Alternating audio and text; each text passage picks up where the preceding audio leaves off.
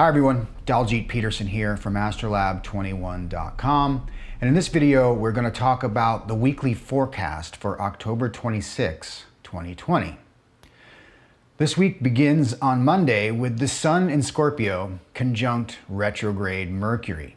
So our creativity and our self-expression will get a little bit of a boost, as well as our ability to speak about much deeper emotional truth. This is the combination of Mercury and the Sun in Scorpio. And it's also a great time to look within and sort of monitor our own inner dialogue, that voice in our head, and check in for any negative or unhealthy thought patterns that we might need to be releasing at this time. Now, the Sun and Mercury are also forming an inconjunct to Chiron in Taurus. And Chiron is known as the wounded healer. So there could be a tendency this week to either wound or be wounded by the words, Mercury, and actions, Sun, of others, especially around issues of values, which is ruled by Taurus. And we might also be a bit more defensive in our dialogues and in our interactions with others. And there might be a little bit of sarcasm in our tone, which could creep in from time to time. It's a pretty scorpionic characteristic. So best to think before you speak this week. That's generally a good rule of thumb. Now, by Tuesday, the Sun and Mercury will move into an opposition with Uranus and Taurus. And anytime Uranus gets involved, we have to expect the unexpected. And, this configuration is going to highlight, two fixed signs, Taurus and Scorpio. So there may be a tendency for rigidity in our relationships and in our interactions with others this week. We're going to be less inclined to compromise. We're going to stubbornly hold our own unique perspectives that we see as self-evident, and in the process deny others their right to their own, maybe rather unique perspectives. So but there's an opportunity here that if we stay open to the new, to the possible, to the unusual that Uranus is trying to bring into us, and into our lives, well, there's some new possibilities that could open up, some new ways of relating, some new thoughts and modes of thinking. And as usual, values and possessions will be a big issue this week with these two zodiac signs involved. Now, on Wednesday, Venus begins her month-long journey through her home sign of Libra, where she will be free to explore all forms of aesthetic beauty and harmony within relationships. The romantic in all of us is going to get a big boost this month as she works through her own sign. So it's a great time to either practice or just appreciate the arts in all its forms, music, poetry, dance, writing, painting, As well, Venus in Libra highlights ideas around balance and fairness and justice. And these are all, I think, characteristics that are much needed in this country right now as we approach Election Day next week. So hopefully this will give us a bit of a boost as we move into that pivotal event. Now, by Thursday, many competing energies are going to start to collide. Venus, immediately upon entering Libra, is going to come into an opposition with both the Moon and Chiron in Aries. Okay? And this is going to really force us to find a balance between our own emotional needs and the needs of our partners.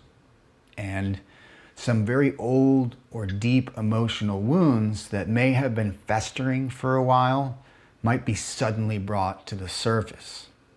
And with the sun also in conjunct to the moon in Chiron, some of our efforts towards personal growth and development might be frustrated, especially by unexpected resistance from others.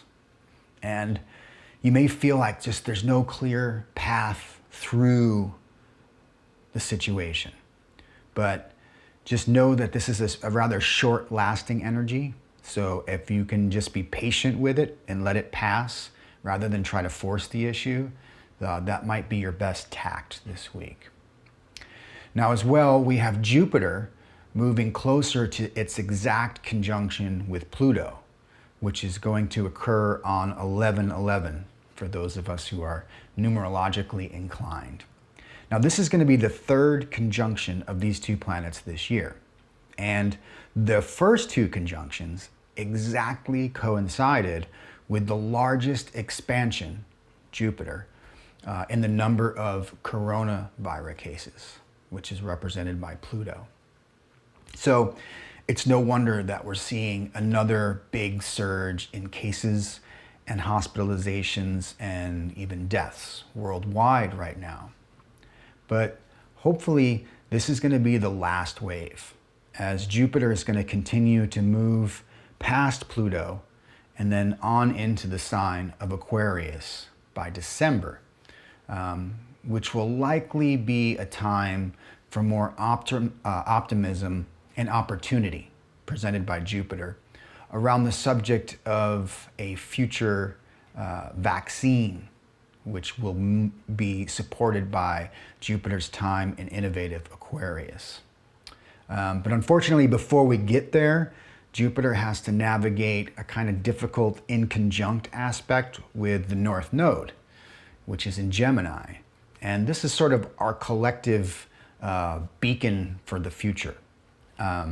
So unfortunately, any ideas right now around future possibilities is probably going to meet some difficulty and challenges being expressed at this time. But this is a short-term challenge that we will have to work through over the course of the next month. And added to this, retrograde Mercury in Scorpio is going to come into square with Saturn in Capricorn on Thursday. And this is just further limiting our ability to have some much needed emotional expression. But what we need to find is some sort of practical outlet for our feelings. Whether it's a trusted friend or a colleague or a respected mentor, someone older, a conversation could be super helpful, just sharing our feelings. Or just the process of writing in our diaries. Either way, there's likely to be a real catharsis if we engage in these activities. And just the effort to overcome the inertia of expressing our feelings really could be just half the battle here with this configuration. So just try to move that energy out. Now, on Friday, we're going to get the moon in opposition to retrograde Mercury, which by then is going to have moved back into Libra. And both of these planets are going to form a T-square to Saturn and Pluto. Yikes. So this is setting us up for what likely will be the most tension-filled day of this week. And we are really being challenged at this time to dig deep and to shine a light on our deepest held values and share conversations around issues like fairness and justice and equality, all Libra values. But we're probably going to feel this sense that the forces of progress are going to be met with a rather stiff resistance from the conservative past, because the old guard, if you will, is clinging to their established values. You know, this is really the characteristic of a T-square to stubborn Saturn in old school Capricorn. And you know, it's not hard to see the changing composition of the Supreme Court as a rather obvious and direct reflection of this somewhat stodgy cosmic configuration. But on Saturday, we get a hunter's full moon in the sign of Taurus, which will also be conjunct Uranus. So this is going to be a super powerful full moon, folks. So prepare for that. And it pretends to deliver something surprising and unexpected. Because wherever Uranus is involved, we have to expect the unexpected. And when you combine the power of the full moon and Uranus in earthly Taurus, as opposed to the sun in watery Scorpio, there's this tension between two fixed and opposing viewpoints that gets highlighted. And that's rather characteristic of the overall tone we've been living through for a while now. But this full moon has kind of this feminine warrior energy to it, with determined Taurus battling to shed light on the dark secrets and power dynamics lurking in the scorpionic darkness, if you will. So I think it could prove to be somewhat of a flashpoint in what we sense is a gathering women's movement as we march towards Election Day.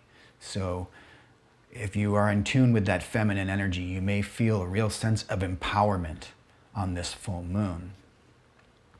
Now on Sunday, the moon carries that intensity of its fullness into a trine aspect with the power trio of Jupiter, Saturn, and Pluto, which I call the three horsemen of the 2020 apocalypse.